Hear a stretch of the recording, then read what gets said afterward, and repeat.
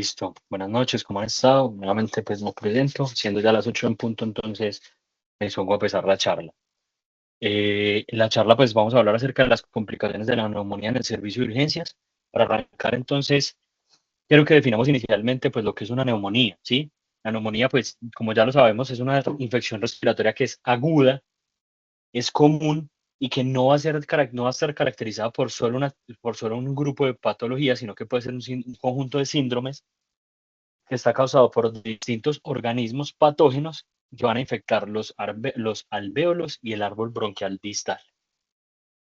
Entonces, inicialmente, pues es importante no solamente hablar de esta clase, de esta definición, sino también hablar de la clasificación inicial que tenemos de las neumonías, ¿sí? Tenemos la neumonía adquirida en la comunidad, ¿sí? Que es, digamos, la neumonía probablemente más frecuentemente diagnosticada y a la que nos enfrentamos más directamente en el servicio de urgencias. La neumonía adquirida en un hospital que va a tener unas consideraciones especiales y tenemos otros dos estipulados, otros dos subtipos que vamos a tener dentro de esta adquirida en el hospital y va a estar la ventilación asociada pues a la neumonía asociada a la ventilación mecánica y la neumonía aspirativa, que van a ser pues digamos dos capítulos aparte que van a estar involucrados directamente en estas patologías. Y hay unas que se llaman pues asociadas al cuidado en salud, que estas, digamos que ya esta definición o esta clasificación como tal, esa de ya asociadas al cuidado en salud, ha entrado un poco en desuso porque no aporta una información relevante ni en cuanto a mecanismos fisiopatológicos, ni en cuanto a una diferencia en cuanto al tratamiento, con diferencia con las anteriores.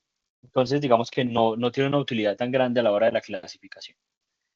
Entonces, es importante que de entrada sepamos pues por qué vamos a hablar de neumonía, ¿sí? Porque es importante tocar este tema. Y pues si vamos a este punto, tenemos pues que hablar primero de las poblaciones afectadas, que van a ser niños menores de 5 años y adultos mayores de 70 años, pero no solamente en estas poblaciones. Tenemos que, para reportes, digamos, principalmente estadounidenses, en el 2019 habían 489 millones de casos nuevos de infecciones del tracto respiratorio inferior y más de 11 millones de casos que se habían reportado, pues digamos, en el conjunto de este mismo año. Cuando revisan también las estadísticas de incidencia global, teníamos una prevalencia de la neumonía en 355,4 episodios por cada 1.000 adultos mayores de 70 años y 107 episodios por cada 1.000 niños menores de 5 años. También, pues un capítulo aparte, lo que les decía que la neumonía por aspiración, aunque es una entidad subdiagnosticada, pues va a representar casi el 5 al 15% de los casos de la neumonía adquirida en la comunidad, principalmente en relación pues con el grupo etario que estamos hablando directamente, ¿sí? Los pacientes ancianos sabemos que empiezan a presentar trastornos de glutores o patologías crónicas de base que van a limitar pues esta neumonía por aspiración. Entonces hay que llevar esto pues a nuestro contexto, ¿sí? A nuestra realidad. ¿Cuál es la realidad de los procesos neumónicos o de la neumonía en Colombia? Cuando revisamos entonces las estadísticas, tenemos que hablar de neumonía en Colombia es sumamente importante, ¿sí? Y ha marcado una tendencia a lo largo de los años. Cuando revisamos el reporte global de las enfermedades a nivel mundial, tenemos que ver que desde 1980 hasta el 2021, en Colombia ha habido pues una tasa de disminución en cuanto a muertes por neumonías que probablemente se deba a que ya tenemos un grupo más estandarizado de cómo tratarlas, conocemos un poco mejor nuestra epidemiología y a la vez pues a las guías de práctica clínica que han venido saliendo, pero igual tenemos que para el 2021 tenía una prevalencia que seguía entre el 16-17%, lo cual para una población como la nuestra sigue siendo una tasa de mortalidad muy alta.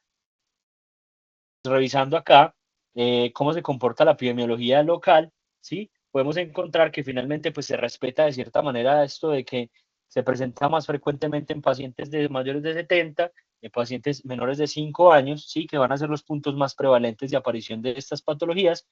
Sin embargo, digamos que con nuestro contexto más grande, que serían los pacientes, digamos, adultos mayores de 70 años, vemos que es la prevalencia de muerte que es mucho más grande. Todo esto asociado pues a los factores de riesgo que les iré comentando durante la charla.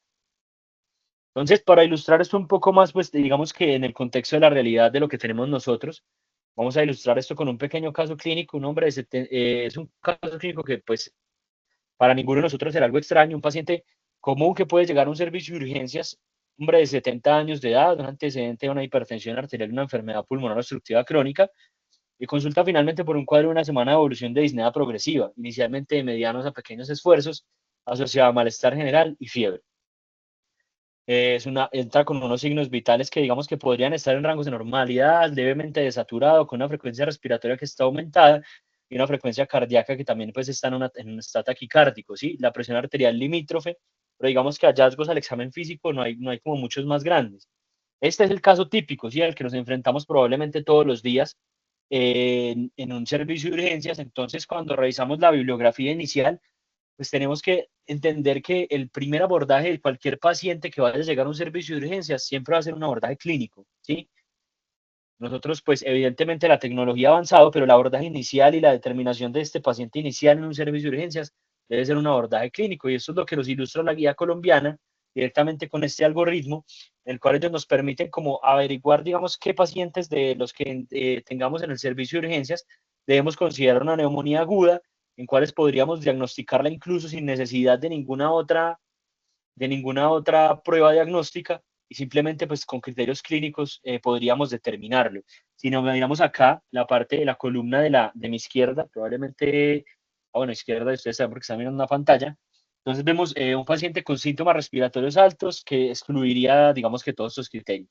Síntomas respiratorios bajos, entonces ya tenemos la primera característica clínica que deben cumplir estos pacientes. Luego vamos con los criterios clínicos, que son los que nos importan en este abordaje inicial que vamos a hacer. ¿Tiene criterios clínicos que sugieran una neumonía? No. Entonces, digamos que eso excluye el diagnóstico probablemente o la sospecha de una neumonía. Sí, sí, debe tener dos o más de los siguientes. Debe tener una temperatura elevada, tos con expectoración, disnea, dolor pleurítico, alteración reciente del estado de consigna y signos de consolidación neumónica al examen físico. Cuando se refieren a signos de consolidación neumónica al examen físico, se refieren principalmente a los hallazgos auscultatorios, así es como lo escriben en la guía, con los cuales podrían, pues, digamos, ser compatibles con algún signo de consolidación que podamos ver principalmente, pues, a la auscultación. Ya miraremos, pues, los criterios radiológicos más adelante, ¿sí? Hablaremos, pues, de la presencia de infiltrados y las demás características que deben tener para pensar en una neumonía aguda, pero finalmente el diagnóstico se puede llegar ilustrándolo simplemente con criterios clínicos.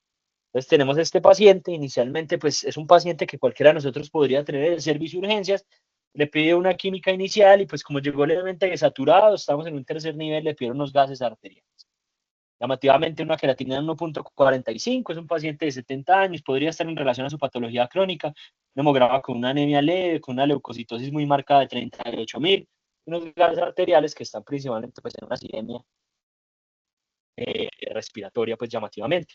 Una placa de tórax que digamos que la idea es que la vayan recordando, no la explicaré pues un poco más adelante, pero pues ahí lo que se puede ver evidentemente es una placa de tórax donde hay una consolidaciones o tendencia a la consolidación pues neumónica en ambos costados.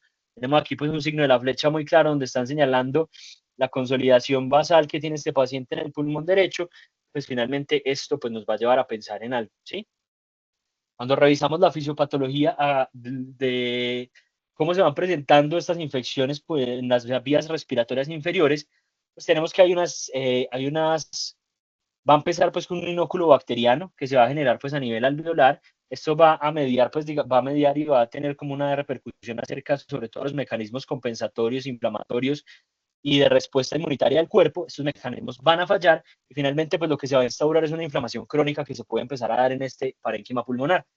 La afectación del parénquima pulmonar pues va a estar principalmente mediada por macrófagos alveolares y por los neutrófilos y ellos lo que se van a encargar de hacer es inicialmente una fase congestiva, ¿sí? En la cual se va a identificar el inóculo bacteriano que va a estar localizado a nivel pulmonar y pues mediante las células inmunitarias lo que va a intentar el organismo en su sabiduría y en su actuar es controlar ese foco infeccioso. Eso obviamente va a generar detritos celulares, no solamente muerte bacteriana que puede liberar citoquinas proinflamatorias en el parénquima pulmonar, sino a su vez también muerte, digamos, de los distintos factores mediadores de la inmunidad, tales como los neutrófilos, y van a liberar a su vez pues todas las interleuquinas proinflamatorias, ¿sí? Entonces, eso lo que nos va a generar inicialmente es una fase congestiva, que podríamos ver nosotros entre un día 1 y un día 2, una fase de hepatización roja, que va a estar caracterizada por los infiltrados fibrinosos que van a estar ahí asociados como a las lesiones que se van a generar en el parénquima pulmonar y en todo a nivel alveolar, que va a estar y pues la permanencia del inóculo bacteriano que se va a unir pues digamos a esta pared. Ya después, digamos que ya cuando la neumonía probablemente ya está instaurada, lo que vamos a tener es una hepatización gris que finalmente pues es la que probablemente vemos nosotros en nuestro paciente, 5 a 7 días, ya tenemos una consolidación marcada, en la cual ya se ve la opacidad en relación a todo el parénquima y a toda la lesión y la necrosis y todas las fases apoptóticas que se van a desencadenar en estos pacientes en una fase infecciosa aguda. Y finalmente, pues cuando ya tenemos la fase de resolución, es la fase en la cual este tejido, o sea, todas estas células del tejido pulmonar, pues ya van a mediar toda esta parte inflamatoria, van a tener pues una fase de recuperación y una fase en la cual pues van a estar mediadas principalmente por los macrófagos, ¿sí? Macrófagos alveolares. Sabemos pues que las dos células más importantes a nivel de la respuesta inmune que vamos a tener a nivel pulmonar, pues van a ser inicialmente los macrófagos alveolares, que son los que van a desencadenar inicialmente la respuesta inmunitaria y a su vez se van a encargar tardíamente de la regulación de esta respuesta.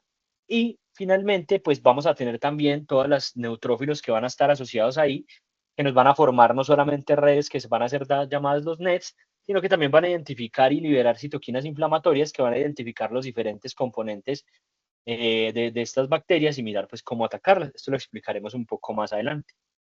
Entonces, debemos entender que el abordaje inicial de un paciente tenemos pues evidentemente muchas herramientas desde el proceso diagnóstico. Como lo vimos desde la guía colombiana, lo que nos recomiendan es inicialmente tener una parte clínica que va a ser fundamental para la sospecha diagnóstica de una neumonía aguda y finalmente pues una imagen radiológica, ¿sí? Cuando hablamos de la facilidad radiológica, vamos a tener la radiografía de tórax que finalmente va a tener unas fortalezas pues que van a ser muy marcadas y es lo que la ha llevado a ser parte principal y tenerla en cuenta en guías internacionales acerca del diagnóstico de la neumonía. Incluso cuando uno va y revisa las guías de la ATS, ITSA y las demás guías internacionales, ellos colocan como un determinante para poder hacer un diagnóstico de neumonía la presencia de infiltrados, ya sean algodonosos, pariliares o demás, en la radiografía inicial de tórax que se le tome al paciente. ¿Qué, digamos, limitantes tenemos? Pues las limitantes que vemos nosotros a diario, ¿sí? La mala técnica, ¿sí? Que no tenemos una sensibilidad y una especificidad tan alta, pese a que es una prueba pues altamente usada, pueden haber muchos falsos positivos, ¿sí? Una masa, ¿sí? Un derrame pleural, una falla cardíaca descompensada, podrían ser cosas que podrían generarse infiltrados paraliares finalmente y que van a estar más en relación con una congestión. Pero es ahí donde aumenta toda la sensibilidad, la parte clínica, ¿sí? Tenemos que ser, pues digamos que tener claro que este es un síndrome clínico de diagnóstico inicial, ¿sí? Vamos a tener, digamos, ahí ya empiezan a jugar parte de la tomografía y finalmente, pues en los últimos años es importante recalcar el papel de la ultrasonografía, ¿sí? Tiene muchas fortalezas en relación al paciente, que se puede hacer pues en la cabecera del paciente, que digamos que no va a tener ninguna limitante para realización en ninguno de los escenarios.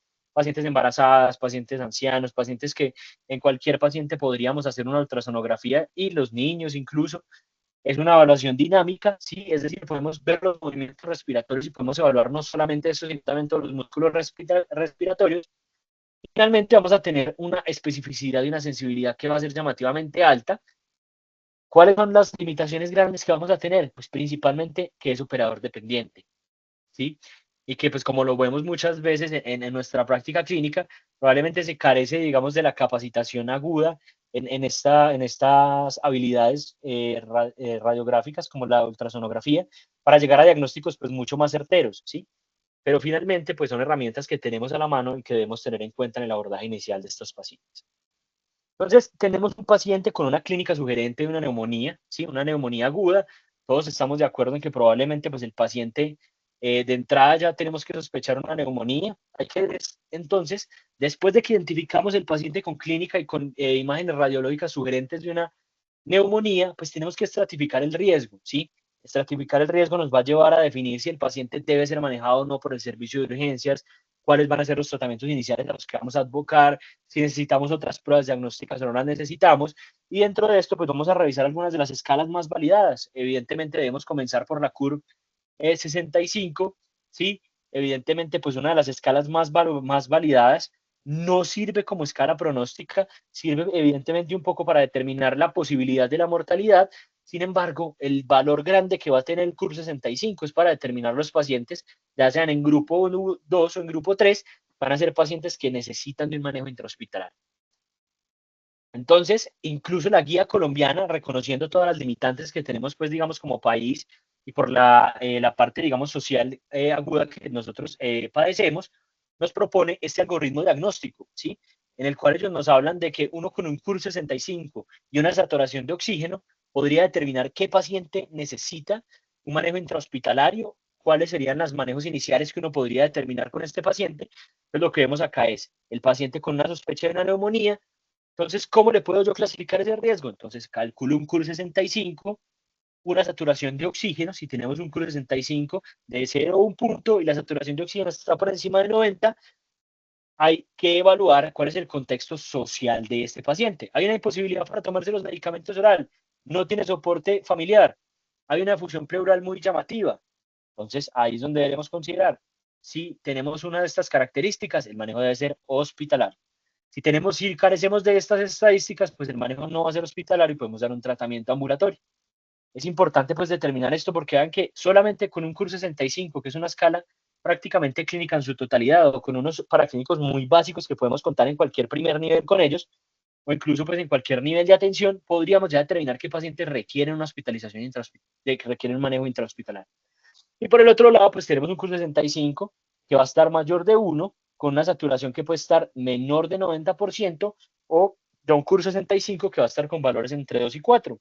Sí o sí este paciente debe ir a hospitalización, y ahí es donde ya entraríamos a determinar cuáles son los otros factores de riesgo. Es decir, ya tenemos un diagnóstico de neumonía, ya tenemos una estratificación de riesgo que nos dice que el paciente debe ser manejado intrahospitalariamente. Entonces ahora venimos a determinar los otros criterios. El paciente tiene una neumonía grave o no tiene una neumonía grave, que es lo que ya definiremos más adelante. Entonces, esta es la definición inicial, ¿sí? Ya sabemos que el acercamiento inicial con el CUR 65, y la siguiente escala, pues es una escala que también está muy validada, ampliamente recomendada, y es la escala que vamos a hablar del PSI. La escala de PSI, finalmente, esta sí va a ser una escala pronóstica, nos va a hablar de la mortalidad o el riesgo de mortalidad que tienen estos pacientes, y va a tener en cuenta, pues digamos, unas variables que son muy importantes, ¿sí? Es para pacientes que ya tengamos una sospecha diagnóstica. Acuérdense que el diagnóstico de una neumonía no se hace con miles de laboratorios, se hace con una radiografía y con clínica sugerente de una neumonía. Ahora ya, entonces tenemos un paciente, nos van a preguntar inicialmente es hombre o es mujer, ¿sí? ¿Por qué preguntan si es hombre o es mujer? Porque según los estudios y lo que han demostrado los estudios es que la posibilidad de muerte en los hombres en relación a las patologías o las neumonías agudas va a ser mucho más alta que en contraste con las mujeres, ¿sí? Y vamos a hablar entonces también de la edad. Aquí colocan una edad de corte mayor a 50 años.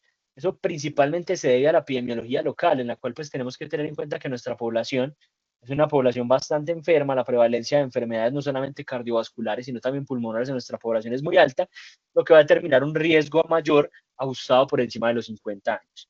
Hay que ver evidentemente ante qué paciente nos estamos enfrentando, y eso es lo que se va a encargar, digamos, de hacer estas escalas. Entonces tenemos que ver cuáles son las patologías coexistentes que tiene nuestro paciente. Hay una enfermedad neoplásica, hay una enfermedad hepática, hay una insuficiencia cardíaca, enfermedad cerebrovascular, hay alguna enfermedad crónica que vaya a facilitar que mi paciente pueda estar clasificado como una neumonía grave, ¿sí? Y finalmente, pues vamos a mirar las otras alteraciones. Hay alteraciones de los signos vitales o de los hallazgos clínicos que van a ser altamente específicas para determinar si un paciente va a tener una neumonía complicada o no, y no son las que normalmente nosotros estaríamos esperando. La alteración del estado mental de conciencia es una de las determinantes más grandes de que probablemente nuestro paciente curse con una neumonía grave y que probablemente su desenlace no sea el mejor de todos. Mientras que la variable que más evaluamos, que son las variables clínicas como la frecuencia cardíaca, la frecuencia respiratoria, que son probablemente las más alarmantes, no tienen una correlación tan grande con la presencia de estas y la relación de mortalidad en los pacientes con neumonía grave. Finalmente, lo que va a hacer esto es clasificarnos a los pacientes en una escala de 1, 2, 3, 4 y 5. Importantes para el contexto de la revisión actual, los 4 y 5 que van a ser los que sí o sí requieren un manejo intrahospitalario. Pero listo, ya determinamos, mi paciente sí requiere un riesgo, tiene un CUR 65 alto, tiene un PSI alto, ¿qué sigue? ¿Sí? Lo que necesito determinar es si ese paciente lo puedo manejar en mi servicio de urgencias o si ese paciente debe definitivamente entrar a una unidad de cuidado intensivo. Entonces, cuando miramos acá, salen los criterios de la ATS-ITSA, ampliamente pues validados, y vamos a tener los criterios mayores, que van a ser pues todos los que están relacionados ya con una disfunción multiorgánica grave, un shock séptico o una disfunción ya pues que nos lleve a requerir una ventilación mecánica invasiva.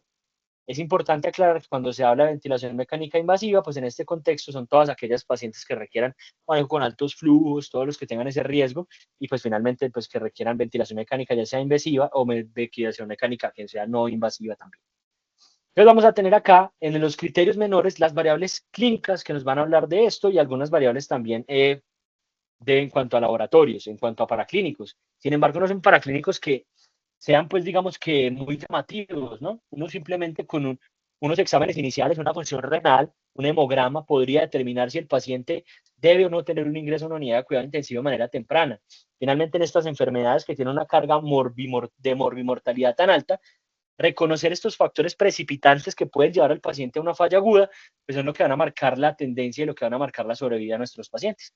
Entonces tenemos la frecuencia respiratoria, la PAFI, una PAFI menor a 250, que digamos que muchas veces nosotros cuando no tenemos un trastorno muy grave, lo obviamos como pues lo obviamos como, es un paciente que puede ser compensado fácilmente, los infiltrados multilobares, la confusión y la desorientación, los niveles de uremia elevados, una leucopenia menor a 4000, una trombocitopenia, una hipotermia, una hipotensión, ¿sí? Que requiera manejo con líquidos agresivos. Todo esto nos va a hablar de una disfunción probablemente que esté iniciando en un paciente críticamente enfermo. Para el diagnóstico, pues tenemos simplemente que recordar ahí que dentro de esta escala, si tenemos un criterio mayor, ya indica un manejo en la unidad de cuidado intensivo, y si tenemos la presencia de 3 criterios menores, ya con eso indicaría pues manejo o requerimiento de manejo en la unidad de cuidado intermedio. Hay otras herramientas que se han validado, ¿sí? Para enfrentarnos a estos pacientes con posibilidades de una neumonía grave, ¿sí? Dentro de esto se han descrito varios. Les traigo aquí los que más validados hay. Los que más validados han sido, digamos, en las literatura, pues como tal, estaría el SMART-CoV, que es para definir también esta entrada a la UCI y probablemente sí nos va a hablar de una mortalidad aumentada. Este va a tener en cuenta digamos así como llamativamente diferente a los demás, que va a tener en cuenta los niveles de oxígeno que van a estar ajustados para la edad y los niveles del pH arterial. Y pues llamativamente la albúmina. Ustedes se preguntarán por qué la albúmina entra a ser parte de una de estas variables para determinar una admisión en la UCI. Y esto va a estar directamente relacionado con que van a ser pacientes ancianos, principalmente los que vamos a tratar con neumonía. Ya vemos que la prevalencia en mayores de 70 años es muy alta y que finalmente pues va a estar relacionado con un estado de desnutrición, un estado que evidentemente va a poner en un estado de inmunocompromiso al paciente, que finalmente se va a repercutir en la respuesta inmunológica que vamos a tener ante una neumonía y la posibilidad de que el paciente se complique. Y la siguiente escala que les traigo es la escala de curso 80, ¿sí? Que finalmente vamos a hablar acerca de lo mismo. Vamos a tener unas variables como el pH, como la presión sistólica, que nos van a hablar si está presente uno de estos, tenemos una neumonía severa. Y por el otro lado, con la escala de curso, que lo que nos va a hablar es de confusión, urea mayor de 30, una frecuencia respiratoria mayor de 30, si tenemos en los rayos X una neumonía, una evidencia de una neumonía multilobar, y acá entran algunas variables también de acerca de gasométricas, como lo son la PO2 menor de 54, una PAFI menor de 250 nuevamente, y si tenemos dos, ya sabemos que estamos enfrentándonos a una neumonía severa y que pues el paciente debe ser manejado de forma un poco más agresiva. Entonces, volvemos a nuestro paciente, un paciente que ya comentábamos antes, tenemos un curso 65 de 3 puntos, un PCI clase 5, una TSI con 3 criterios menores, un SMART con 6 puntos que nos va a dar un riesgo alto y un curso 80 que nos va a dar 3 puntos, un riesgo alto. Si miran, pues digamos que estas escalas no son tan concordantes con los signos vitales iniciales de nuestro paciente. Un paciente que no estaba chocado levemente con una frecuencia respiratoria aumentada, con una gasometría arterial medianamente decente para un paciente de 70 años que podría no alertarnos inicialmente, pero cuando vemos estas escalas sabemos que estamos ante una neumonía grave, un paciente que probablemente tenga una posibilidad de complicarse. Entonces, cuando hablamos de esto, pues tenemos que ya estas escalas nos ayudaron a clasificar al paciente como una neumonía grave. Ya estamos enfrentados hasta ante una neumonía grave. Tenemos que revisar entonces cuál es la etiología. Cuando uno revisa toda la bibliografía a nivel local, a nivel internacional, pues todos vamos a ver que el neumococo sigue siendo la primera causa de neumonía adquirida en la comunidad, seguida por los virus respiratorios, Haemophilus influenza, Mycoplasma pneumoniae, que en nuestro contexto es bastante frecuente, y Legionella neumófila como infecciones atípicas. Cuando hablamos de las asociadas a los cuidados hospitalarios o asociadas a los cuidados en salud, que pueden estar, recuerden que no solamente son a los pacientes que estén hospitalizados, sino los pacientes que estén en ancianatos, en algún entidad, digamos, que se tenga así como en salud, vamos a tratar los enterobacteriales, bacilos gram negativos no fermentadores y acinetobacter. Cuando revisamos entonces evidentemente la parte de la epidemiología a nivel pues mundial, tenemos que el Streptococcus pneumoniae o el neumococo conocido por nosotros, pues va a ser una de las principales muestras de diagnóstico, pero finalmente les traje esta gráfica no como para que revisemos específicamente cada uno de los nombres y su prevalencia, sino para que miremos esta franja azul aguamarina, que en Estados Unidos sería el 61% y en Europa sería el 60%, y veamos que definen como ningún patógeno detectado.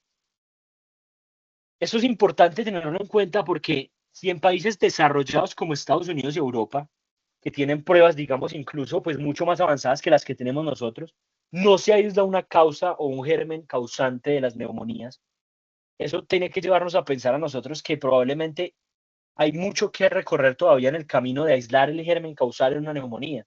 Y esto finalmente pues va a repercutir en el paciente, porque si no sabemos qué estamos tratando, vamos a seguir haciendo manejos empíricos de por vida, y los manejos empíricos, si bien están bien y han demostrado descensos en la mortalidad, ajustar un manejo antibiótico al germen causal siempre va a tener un desenlace en la mortalidad mucho mejor.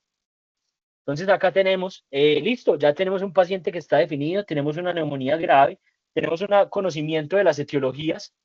Acá son los esquemas antibióticos que proponen, ¿sí? En el contexto de nosotros, es un paciente pues que tenemos en el grupo, digamos, la monoterapia con ampicilina sulbactam o monoterapia con ceftriaxona cefuroxima. Estas son las recomendaciones de la guía colombiana que habla de nuestra epidemiología local.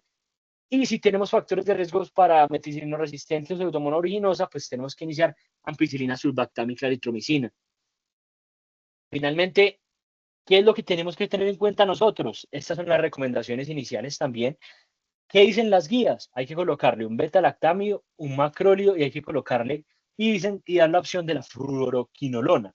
Esas son guías internacionales, ¿sí? Recuerden que uno debe siempre aterrizar esa epidemiología internacional, lo que vemos nosotros en Colombia. En Colombia tenemos dos consideraciones especiales en cualquier paciente que tenga una neumonía grave. Lo primero es que nosotros no tenemos tan frecuentemente como en otros países un neumococo que sea resistente a penicilina. Por eso es que los betalactámicos de amplio espectro, como la piperacilina tazobactam, como la ampicilina sulbactam, para nosotros son primera línea de manejo. Y van a tener y van demostrado en los estudios en Colombia que tienen una superioridad en frente a los macrólidos. Incluso cuando se revisan las nuevas guías de neumonía, ellos no recomiendan de entrada el régimen que todos conocíamos de ampisulva claritro porque el paciente está con una neumonía grave. Ellos incluso recomiendan que se puede dar solamente el betalactámico y esperar evolución las primeras 48 horas del paciente, ¿sí? Evidentemente, pues esto hay que colocarlo en el contexto de cuál es mi paciente. Y pues cuando hablan de las fluoroquinolonas, sirven mucho en otros países, pero en el de nosotros no, por el alto riesgo que tenemos de resistencia cruzada con TBC. Todos sabemos que las neumonías, pues por Mycobacterium tuberculosis, para nosotros se han convertido no solamente en muy frecuentes en causas de morbimortalidad altas, sino que por las condiciones propias socioeconómicas de nuestro país, pues se han convertido definitivamente pues, en un problema de salud pública para nosotros. Entonces, debemos evitar a toda costa el uso de las quinolonas en pacientes en nuestro contexto local. Finalmente, entonces vamos al otro, ¿sí? Corticoides. Inicialmente esto generaba pues mucha controversia, principalmente pues en los pacientes en sepsis no han demostrado utilidad, pero cuando vamos a revisar los estudios, ¿sí? Traigo específicamente el New England Journal of Medicine, que nos habla de la hidrocortisona en la neumonía severa adquirida en la comunidad, y en el día de hoy es algo que es un mensaje que quiero que se lo lleven claramente. Un médico que no le ponga un corticoide a un paciente con una neumonía grave no tiene ningún sustento bibliográfico, porque toda la evidencia apunta que el paciente se beneficia definitivamente en cuanto a mortalidad y en cuanto a desenlace final de morbimortalidad con el uso del corticoide de manera temprana. Entonces, finalmente, pues hablaros un poco de este estudio. Es un experimento clínico fase 3 multicéntrico doble ciego, aleatorizado y controlado con placebo. Es decir, tiene un diseño demasiado bueno, ¿sí? Y van a evaluar un número total de 5.948 pacientes. Finalmente, pues terminan evaluando casi 800 pacientes porque pues excluyen bajo unas condiciones específicas a pacientes que no cumplían con los criterios de neumonía grave, que no tenían escalas de riesgo que sugirieran esto, y evaluaron dos desenlaces principales, la mortalidad a los 28 días y la mortalidad a los 90 días. Cuando miramos mortalidad a los 28 días, en el grupo de hidrocortisona, una mortalidad del 6.2% en comparación con un 11.9% en el grupo placebo. Hay una diferencia de casi de 5 puntos porcentuales que es demasiado significativa clínicamente para nosotros. Y cuando miramos a los 90 días, pues hay una mortalidad del 9.3% en el grupo de hidrocortisona, pero es un 14.7%, también una diferencia como de 5 puntos porcentuales. Entonces, definitivamente, la hidrocortisona, que es el que probablemente corticoide que más evidencia tiene, debe ser una herramienta de primera mano, no solamente en la abordaje inicial del paciente, sino que debe ser dado inicial en nuestro paciente que está críticamente enfermo. Pero ¿qué pasa en un servicio de urgencias? Sí, que es a lo que digamos que vamos un poco enfocados en esta charla. Tenemos un contexto de un paciente en el cual se le hizo un abordaje integral, se le pidieron los paraclínicos que era, se identificó tempranamente qué es lo que está pasando con él, se le hicieron los scores de riesgo, se clasificó como una neumonía grave, se le empezó el manejo antibiótico indicado, se le empezó el manejo con corticoide, pero pese a eso, el paciente no va bien, ¿sí? Y esto es un escenario común en el que podemos enfrentarnos nosotros en un servicio de urgencias. Entonces, aquí es donde entraríamos a hablar de lo que es un fallo terapéutico y lo que es un fallo clínico. Por temporalidad, en urgencias nunca veríamos un fallo terapéutico, ¿sí? Pues en un mundo ideal, ¿sí? Porque evidentemente sabemos que nosotros en un servicio de urgencias podemos manejar un paciente con una neumonía por más de 48 horas, pues por la deficiencia que hay en el girocama y demás. Pero digamos que debemos enfocarnos es en el fallo clínico. ¿Qué se define como un fallo clínico? La neumonía progresiva, que se define como aquella neumonía que empeora los signos vitales, aquella que tiene una repercusión hemodinámica mayor, que progresa no solamente en sintomatología, sino en la repercusión directa sobre los índices de oxigenación y sobre los índices en cuanto a laboratorios del paciente. Una propagación a sitio distante, una sepsis, una progresión a sepsis y complicaciones cardiovasculares, que muy pocas veces nosotros las tenemos en cuenta. Pero hay que recordar que la morbilidad y la mortalidad de la neumonía van a estar dadas por muchas cosas. El tratamiento es solamente una de las cosas que podemos determinar, pero hay otras variables que no podemos controlar. Entonces, ¿cuál es la respuesta del huésped? No la podemos controlar. Sabemos que la respuesta del sistema inmunitario de un paciente anciano no va a ser la misma que de un paciente joven, y eso pues no nos tienen que explicar, eso se sabe pues a plena luz. Y hay que mirar cuál es la virulencia del patógeno, ¿sí? Hay que entender que estamos en una era en la cual cada vez nos estamos enfrentando más a patógenos multidrogoresistentes y que pese a que usted haga un manejo integral de un paciente inicial, y le haga todo lo que tenga que hacerle, puede que el paciente no mejore simplemente por la capacidad de virulencia que va a tener ese patógeno inicialmente. Y otra parte que va a ser supremamente importante, pues van a ser las comorbilidades y la fragilidad de estos pacientes. Recordemos que van a ser pacientes que se van a enfrentar, pues, digamos, a estas situaciones en extremos de la vida. Entonces, ¿qué nos proponen las guías? ¿Sí? Ellos dicen, listo, está haciendo una falla en el tratamiento. ¿Qué debemos hacer? Pues, anamnesis, clínica. Debemos ir a tocar el paciente, examinarlo.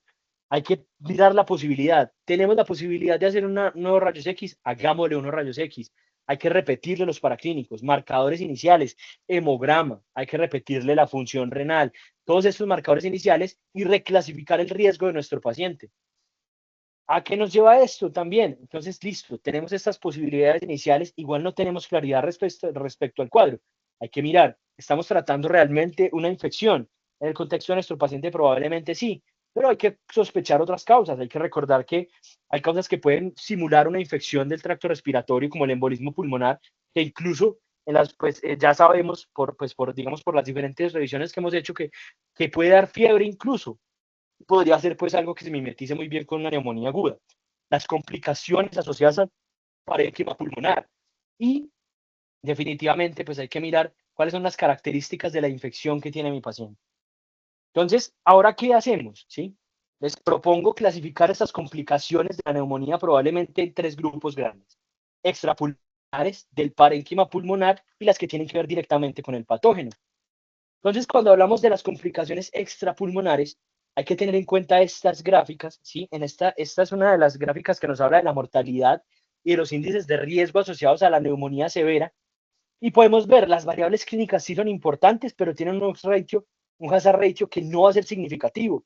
Pero cuando miramos qué cosas van a ser significativos, tenemos antecedentes como enfermedad renal crónica, una comorbilidad extrapulmonar, los infiltrados multilobares, los signos de focalización a nivel del tórax, el uso de antibiótico en los últimos meses, si el paciente usa oxígeno, y vemos que una de las cosas que más representativamente tiene estos signos asociados con mortalidad y con el desencadenante de neumonía grave va a ser el estado mental alterado. ¿Sí? Es, digamos, que una de las cosas que nos tenemos que llevar como claras de esta charla, que el estado mental alterado debe alarmarnos de que un paciente que llega en el contexto de un cuadro clínico sugerente de neumonía tiene alteración del estado de conciencia, hay que pensar que ese paciente muy probablemente esté desarrollando una neumonía grave. Y finalmente, pues hay que revisar de qué se muere un paciente con neumonía, ¿sí? Yo sé que probablemente pues estos desenlaces finales no son tan competentes para ustedes, pero cuando uno revisa de qué se muere un paciente con neumonía, es cuando puede ver qué cosas pueden estar mal en un proceso agudo, ¿sí? Entonces, vamos a ver que las causas de neumonía y asociadas a la infección van a representar entre un 20 y un 25%, pero vamos a tener que la falla respiratoria, los procesos mal diagnosticados asociados al cáncer de pulmón, y finalmente quiero que hagamos énfasis en un grupo acá que está aquí en toda la mitad y que probablemente no lo pensamos mucho por ser un paciente con neumonía, y son los hallazgos cardiovasculares en los pacientes con neumonía adquirida en la comunidad. Cuando miramos, además de, digamos, de las causas neoplásicas y demás, que pues evidentemente son pues muy graves, tenemos una causa muy grande y tenemos un porcentaje muy grande que supera el 30% de estos pacientes que pueden generar una mortalidad asociada. Entonces, hablando de esto, pues tenemos que mirar cuáles son los factores de nuestro paciente que van a limitar el riesgo de que, aunque yo le haga un manejo pleno, pueda tener un fallo en el manejo inicial de mi paciente.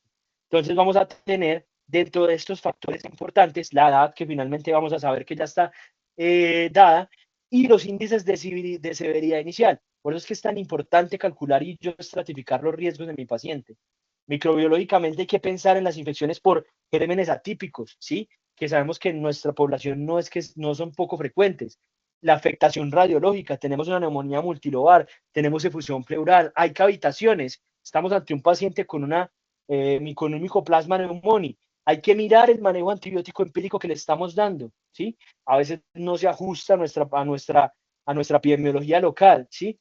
Entonces, o a veces estamos dando terapias que no están avaladas por las guías, ¿sí? Y hay que ver eso también. Y hay que ver algo muy importante que son los biomarcadores. Finalmente, cuando hablamos de los biomarcadores, les traigo dos biomarcadores que, aunque controversiales, tienen cierta inferencia en ver cuál va a ser el desenlace de mi paciente con una complicación asociada a un proceso neumónico instaurado. Y va a ser la proteína C y la procalcitonina. Cuando hablamos de estos, sabemos que evidentemente no van a servir como factores pues de mortalidad, pero hay estudios que avalan el uso de la proteína C inicialmente como marcador pronóstico y marcador inflamatorio agudo. Pues sabemos que hay muchas causas que pueden elevar la proteína C y que no nos va a hacer un diagnóstico efectivo, pero sí nos va a servir para guiar el tratamiento de nuestros pacientes. Y sabemos que son biomarcadores que van a cambiar muy rápidamente y que nos van a permitir enfocar el diagnóstico de un paciente rápidamente. Entonces, es decir, tengo un paciente que no va bien, le pido una proteína C reactiva que inicialmente estaba en 10 y ahora están en 45, 50. Sabemos que ese paciente tiene marcadores de pronóstico de gravedad. La procalcitonina finalmente, pues sí es uno de los marcadores importantes a tener en cuenta, pero nos va a hablar finalmente solamente de la disminución de los días de antibiótico. Acá tenemos, pues les coloqué la revisión de Cochrane, que probablemente es la revisión más grande de la literatura, en la cual hablan de que finalmente la procalcitonina solo nos va a servir en cuanto a disminución de los días de antibiótico. Ahora, vamos en estas complicaciones extrapulmonares. Entonces vamos a hablar de complicaciones cardiovasculares que a veces no las pensamos. Hay que recordar que van a representar un 30% de las causas de muerte en neumonía. Todo paciente que entra por neumonía, el 30% se va a morir de causas cardiovasculares. ¿Cuáles son las causas cardiovasculares asociadas? La disfunción ventricular izquierda, la miocarditis, arritmias cardíacas, isquemia e infarto agudo del miocardio. Incluso cuando se analizan los textos, se ve que el 90% de estas complicaciones cardiovasculares se van a dar en los primeros 7 días, pero relevante para el contexto agudo en urgencias, el 50% de estas complicaciones ocurren durante las primeras 24 horas de manejo. Y son a veces cosas que no tenemos en cuenta en un paciente con una neumonía y un factor de riesgo cardiovascular alto. Hay metaanálisis que ya han intentado demostrarlos en la incidencia de los eventos cardiovasculares en pacientes con neumonía adquirida en la comunidad y se llegan a tasas del debut de falla cardíaca de nuevo casi en un 14% de los pacientes, infarto agudo del miocardio casi en 5% de los pacientes y debutan con un proceso arrítmico casi el 5% de los pacientes. Es importante entonces hablar de esa parte cardiovascular como un determinante. Ahora vamos a las complicaciones del parénquima pulmonar, ¿sí? Entonces, ¿qué son las complicaciones del parénquima pulmonar? Entonces vamos a tener todas las infecciones pleurales. ¿Cómo se van a determinar? Pues la presencia finalmente de un inóculo bacteriano en el espacio pleural. Todos sabemos que el espacio pleural es un espacio virtual que no debería tener ni conexiones, ni derrame, ni ninguna otra de estas características. Y a veces vemos un derrame paraneumónico o una fusión paraneumónica y decimos, ah, listo, pero no lo tomamos en cuenta como la gravedad que es y implica todo un síndrome diferente, todas unas causas diferentes y probablemente incluso un manejo diferente. ¿Qué debemos hacer entonces con esto? Pues principalmente identificarlos tempranamente, ¿sí? Entender que fisiopatológicamente ese espacio virtual que se va a generar es directamente en la cavidad pleural, pues va a estar determinado por los alveolos y los macrófagos alveolares, va a estar determinado por el epitelio respiratorio, que finalmente se van a vencer todos estos mecanismos compensatorios que van a estar mediados por las interleuquinas, por los receptores tipo TOL y por los demás componentes el cuerpo ya digamos toda esta modulación y se empieza a acumular detritos celulares en este espacio plural. ¿Qué serán esos espacios? Entonces tenemos que tenemos una respuesta inicial que van a tener todas las bacterias, que van a estar en relación a la esferocitosis, que finalmente es barrer con todos los residuos celulares, y si estas medidas protectoras se pierden, pues se van a dar estos síndromes pleurales. ¿Qué es lo que debemos hacer entonces con este fluido pleural? Pues lo primero que tenemos que hacer es, hay que evaluarlo macroscópicamente, ¿sí? Hay que tener estudios celulares, hay que tener estudios bioquímicos, ¿sí? ¿Y qué nos van a determinar? Pues tener esta clasificación que les propongo, que va a estar dividida en 3 estadios. Está el estadio simple paraneumónico y a partir del estadio 2 que van a ser aquellos derrames paraneumónicos complicados, que probablemente vayan a progresar incluso en MPM, ¿sí? ¿Qué debemos tener en cuenta con el análisis del fluido? ¿Sí? A veces nos complicamos mucho con un análisis muy grande, muy acuicioso de estas variables, pero finalmente usted pide un citoquímico. Mira, el pH del tejido, si está por encima, si está por debajo de 7,20, probablemente sugiere una infección pleural grave. La glucosa, si está por debajo de 40, sugiere una infección grave. Y una LDH por encima de 1000 va a sugerir un proceso neumónico grave asociado pues, a un proceso pleural. Entonces, ¿qué vamos a tener acá? Diagnosticar estos procesos pleurales. Vamos a tener la radiografía, que finalmente lo que nos va a diagnosticar es, ¿hay algún proceso consolidativo? Sí. ¿Tenemos algo que sugiera un derrame? Sí. Tenemos entonces que empezar a buscar otras causas. Probablemente nuestros pacientes se quedan con un diagnóstico de neumonía y solamente con una radiografía. Y en esos pacientes que no evolucionan de manera adecuada, tenemos que recurrir a otras cosas que podemos usar. Finalmente, la tomografía nos va a mostrar no solamente los diferentes componentes como tal del parénquima pulmonar, sino que nos puede mostrar signos patogneumónicos o signos que son muy altamente sugeridos de patología pleural, como el signo pleural, que van a ver acá como una hiperdensidad y un cambio acá directamente en el cual se puede ver la disociación de las dos pleuras. Si lo ven acá en el lado derecho, exactamente igual, vamos a ver una disociación de las dos pleuras y que puede ser perfectamente confundido con un derrame pleural cuando estamos enfrentándonos a un empiema que va a ser mucho más grave. Y finalmente, pues el trabajo que les decía de la ecografía, que está cobrando cada vez más fuerza a la hora de evaluar con una sensibilidad y una especificidad que es alta, una sensibilidad del 80% y una especificidad para hallazgos en un paciente, en un personal calificado superiores al 95% de especificidad. Hay que evidentemente clasificar estas cosas. En medicina debemos objetivar las cosas y se han propuesto muchos algoritmos o muchos scores que podemos clasificar. Nosotros mismos con una tomografía podemos hacerlos y esos scores nos van a clasificar a los pacientes finalmente en un riesgo 1, 2 o 3. Tenemos, si vemos un ensanchamiento del contraste a nivel pleural, sugerente pues de un signo de una disociación entre las dos pleuras, pues va a ser altamente sugestivo de una patología pleural. Si vemos microburbujas, si vemos atenuación del espacio extrapleural o si vemos un fluido pleural mayor a 400 mililitros, esto va a sugerir con una alta especificidad y una alta sensibilidad, pues que tenemos una patología pleural y que debemos instaurar un manejo para esta. Tenemos también la escala de RAPID, sí, que es la escala como digamos que podemos hacer mucho más rápidamente para clasificar al paciente en un riesgo mediano y bajo, un alto, mediano y bajo riesgo. Y esta nos va a servir principalmente ¿para qué? Para determinar qué pacientes se benefician de un manejo quirúrgico emergente y qué pacientes no. Entonces, acá tenemos otros pues, marcadores de función pleural, que en realidad pues, no van a ser como tan usados, pues evidentemente sí, van a tener una relevancia bastante grande, pero pues digamos que al caso de la revisión se esperan un poco como para no alargarnos tanto. Y finalmente, pues entonces, ¿cuál es el manejo? Hay que darles antibióticos, claro que sí, a estos invasores peleadores hay que darles antibióticos. Hay que recordar que si estamos pasando en estadio 2, los antibióticos probablemente no vayan a solucionar todo el proceso infeccioso.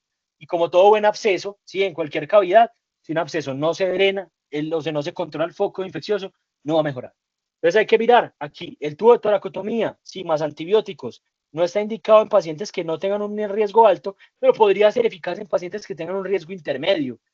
La enzima intrapleural, la toracoscopia médica, y finalmente, ¿en qué pacientes se benefician de la cirugía? Lo que podemos ver es que pacientes en los que se identifique un riesgo alto, con un score sugerente de que probablemente haya un proceso en un empiema, en un paciente que vaya mal, se beneficie de una toracotomía o una cirugía aguda. Finalmente, para hablar de las terceras complicaciones, pues tenemos que hablar de las partes de la patogenia, ¿sí? Entonces, causas de un fallo en el tratamiento, pues tenemos que hablar si tenemos un inóculo bacteriano alto, si tenemos una bacteria multidrogoresistente, si tenemos esto asociado a algunas causas no infecciosas. Tenemos que recordar que cuando hablamos de neumonía grave, pues ya cambia un poquito la epidemiología que tenemos y entran a jugar parte importante no solo los gérmenes atípicos y los virus, el estreptococo neumoniae pues que sigue o el neumococo que sigue ahí pues marcando la parada, pero entran otros como el Moraxella catarrhalis y principalmente como el estafilococo aureus meticilino sensible y meticilino resistente. Qué pena, ese es un error. Cuando revisamos entonces nuestra epidemiología local, sí, esto que fue una gráfica que me aportaron directamente el grupo resistente antibiótica de Manizales, pues lo que podemos ver es que aquí no aislamos casi neumococo, ¿sí? No porque no lo diagnostiquemos o no porque no lo sospechemos, sino porque finalmente es difícil el diagnóstico del neumococo, el aislamiento del neumococo y el crecimiento del neumococo en los cultivos. Entonces, lo que tenemos son aislamientos principalmente de Klebsiella pneumoniae, Staphylococcus aureus y coli. Entonces, ¿qué vamos a tener como característico en esto? Que vean la prevalencia de betalactamasas de espectro extendido, de resistencia antibiótica tan grande que tenemos nosotros en nuestro medio, ¿sí? En Manizales, que es una ciudad intermedia, Manizales, que es una ciudad pequeña y que en teoría hacemos un uso bastante racional de los antibióticos comparados con otros, tenemos un porcentaje de resistencia hasta del 30%. Eso es muy alto para un contexto como el de nosotros. En Staphylococcus aureus, que hay que pensarlo en infecciones graves, hasta el 22%, y en E. coli, pues que tenemos hasta el 14% más en relación a bacteriemias y demás. Entonces, aquí, ¿qué tenemos que tener? Entonces, evidentemente, que las causas y estas patologías propias o características propias del paciente, pues van a determinar que la respuesta inmune que se genera a nivel del parénquima pulmonar no se dé de buena manera. Las células mucociliares no van a estar barriendo de manera adecuada las bacterias. Esta estasis bacteriana ahí lo que va a generar es un inóculo aumentado, las citoquinas que se van a generar ahí, las barreras que se van a aumentar, y estos macrófagos, o sea, alveolares, lo que van a hacer es más secreción de interleuquinas, hay agregación plaquetaria, ¿sí? Hay liberación de neutrófilos, hay NETs, hay prompts que son secuencias sugerentes de patología pulmonar, y es importante esta parte de las plaquetas, ¿por qué? Porque se genera un estado de procoagulabilidad. Por eso estos pacientes configuran también un alto riesgo pues, de hacer lesiones no solo miocárdicas, sino de hacer pues, cualquier otra lesión asociada, incluso coagulopatía intravascular diseminada. Pero entonces, ¿qué podemos hacer nosotros para sospechar a estos pacientes? Les traigo esta escala, que es la escala del PES. En estos pacientes que sospechemos que puedan tener un riesgo alto de que no nos están mejorando, y hay un riesgo alto de pseudomona, enterobacterias BLE o estafilococo aureus resistente a meticilina, que pueden ser hasta el 20% de los patógenos iniciales diagnosticados en un servicio de urgencias, entonces vamos a tener una escala simple. Vamos a tener una clasificación según la edad, si es hombre o no, si usó antibiótico antes, si tenemos una enfermedad crónica a nivel respiratorio, si tenemos una enfermedad renal crónica y si tenemos alteración del estado de conciencia y si tenemos fiebre. Estos marcadores sencillos nos van a dar un de riesgo. Si es menor a 1 va a ser bajo, si es entre 2 y 4 es moderado, si es mayor a 5 es alto.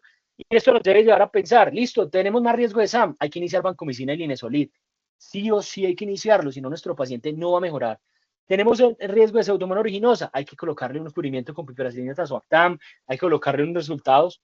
Y entonces, ¿qué es a lo que van caminando las nuevas guías y las nuevas recomendaciones? Debemos tener manejos específicos. Cuando hablamos de entender cómo se infecta o cómo se da la fisiopatología de una neumonía o de una neumonía severa adquirida en la comunidad, pues vamos a tener que cobrar bastante importancia la identificación temprana de los gérmenes y de los patógenos que nos están causando esto. Pero ¿qué tenemos hasta el momento? Pues tenemos las recomendaciones de la ATICITSA, donde tenemos el cultivo del esputo, el cultivo de sangre, un hemocultivo, y todos lo hacemos de manera muy acuiciosa. Pero ¿cuánto nos demoramos para tener el reporte de un nuevo cultivo? ¿Cuánto nos demoramos para tener el reporte de un cultivo? Probablemente cuando nos demoramos en el paciente agudo que no está respondiendo a un manejo, terminamos poniendo manejos antibióticos incluso pues ya extrapolados de la realidad y generando incluso pues hasta un manejo deleterio, pero ¿por qué? Buscando siempre el beneficio del paciente. ¿Y qué es a lo que debemos aplicar?